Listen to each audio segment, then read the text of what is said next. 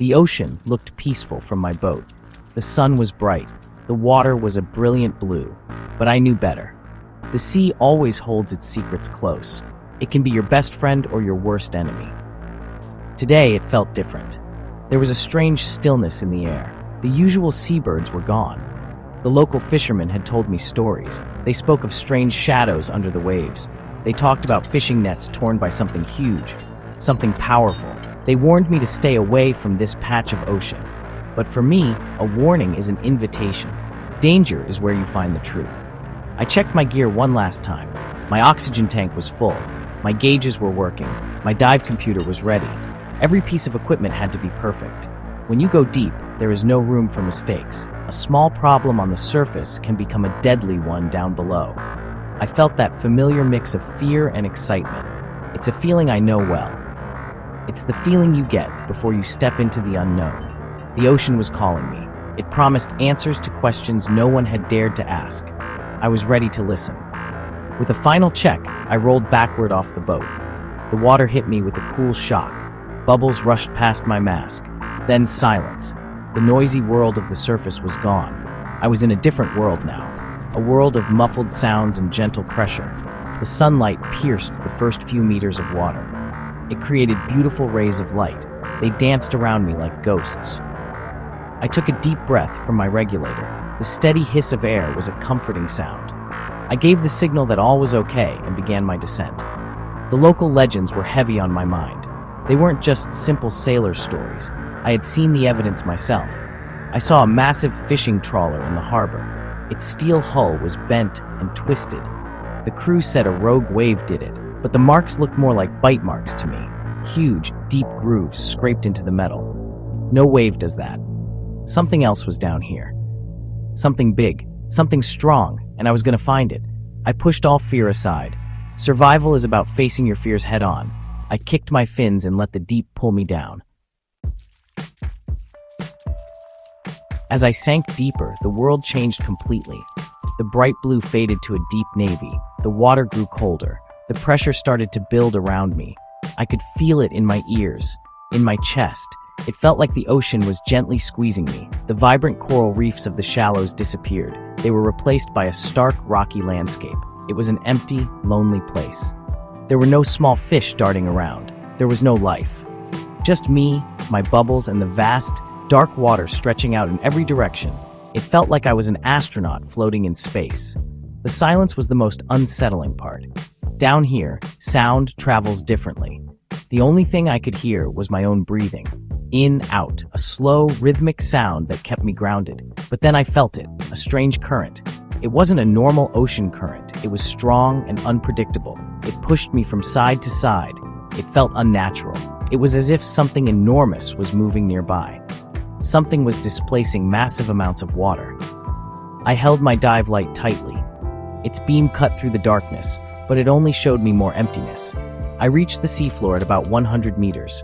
The pressure was intense. My body felt heavy. The darkness was almost total. My light was the only source of illumination in a world of black. And then I saw them. Grooves. Massive grooves carved into the sandy bottom. They were huge, bigger than a car. They stretched for as far as my light could reach. I followed them. They led me to a chilling sight. The wreckage of a small boat lay broken on the seafloor. It was twisted and torn apart, just like the trawler in the harbor. This was no accident. The wreckage was fresh. Whatever did this was still around. The strange currents were getting stronger. They swirled around me, pulling me in different directions. My training told me to be calm, to control my breathing, but my instincts were screaming. Every part of me felt a primal fear. This was the territory of a predator, an apex predator. I was an intruder in its home.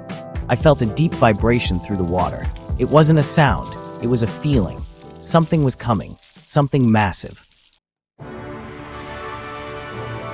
The water suddenly went cold, a deep, bone-chilling cold.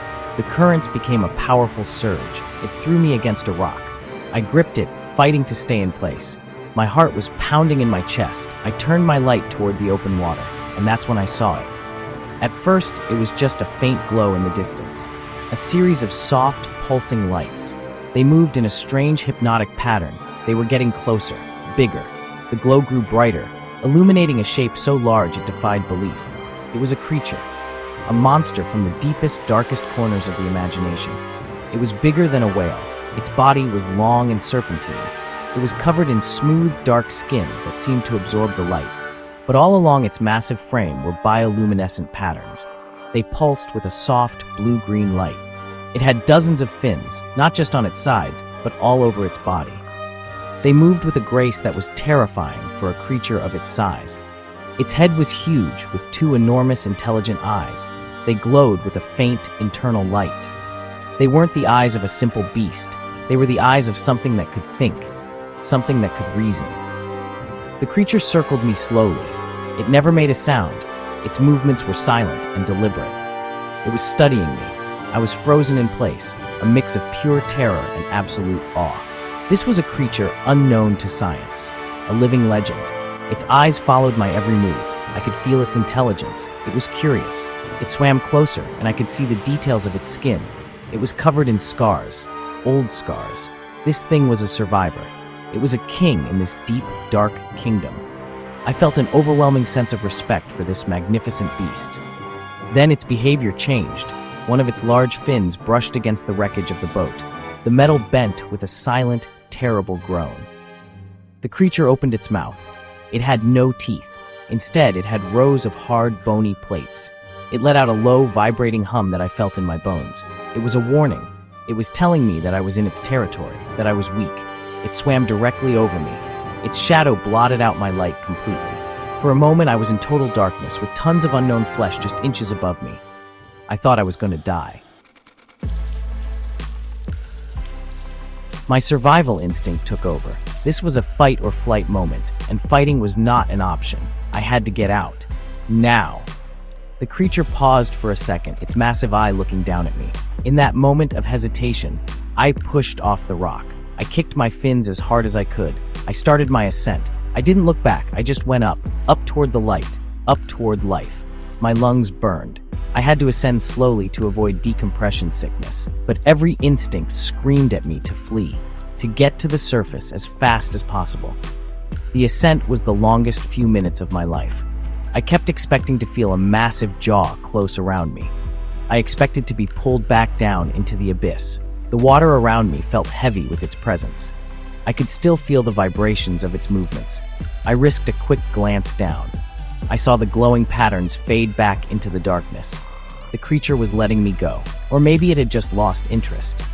I didn't care. I just kept kicking, focusing on the shimmering surface that seemed a million miles away.